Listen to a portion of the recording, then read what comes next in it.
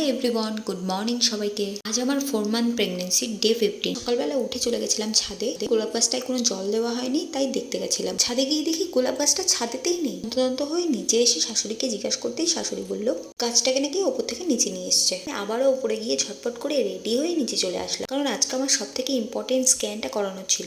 তোমরা অনেকেই গেস করতে পেরেছো কোন স্ক্যানের কথা বলছি। ঠিকই ধরেছো, অ্যানোমালি বা অ্যানাটমি স্ক্যানের কথা বলছি। করার জন্য আমি আর আমার শাশুড়ি বেরিয়ে পড়েছিলাম, কিন্তু ওখানে গিয়ে শুনি আরো 2 ঘন্টা লেট হবে। তাই আবারও বাড়ি এসে হালকা কিছু খাবার খেয়ে নিলাম, যেমন ডিম সেদ্ধ, ভাত, পালং শাক, এইসবই আর কি। প্রতিদিন নিয়ম করে একটা করে ডিম সিদ্ধ অবশ্যই খাই। গ্যাসের সমস্যাটা অনেকটাই কমে গেছে। এবার নতুন নতুন কি কি প্রবলেম অ্যাড হয়েছে সেটা কোনো বড় ভিডিওতে জানাবো। আমার যে টাইমটা যাওয়ার কথা ছিল সেই টাইমে আমি ইউএসজি করতে চলে গেলাম। তার প্রথম দিন থাকার কারণে ঠিক এমনই ভিড় হয়েছিল। 1 ঘন্টা বসার পর তারপরে ইউএসজি কমপ্লিট হলো। আমাকে বলা হলো আরো আধ ঘন্টা পরে রিপোর্টটা দেবে, তাই প্রেসক্রিপশনটা হাতে নিয়ে বসেছিলাম। তারপর হঠাৎ করে ডাব খাওয়ার ইচ্ছা হয়, আমি আর বর এই ভিড় ঠেলে ডাব খুঁজে চলে গেলাম। কষ্ট করেও সারা বসিরহাট খুঁজেও একটাও ডাব পেলাম না। রিপোর্টটা নিয়ে সোজা বাড়ি চলে আসলাম। লাঞ্চটাও কমপ্লিট করে কিছু ফলও খেয়ে নিলাম। করে আজকে সন্ধ্যাবেলা আমার বর চিলি চিকেন এনেছিল। পরেই দেখি আমার ঠাম্মা শাশুড়ি মারা গেছে। ওটাই ওটা খেয়েই রাত্রিবেলা ঘুমিয়ে পড়লাম।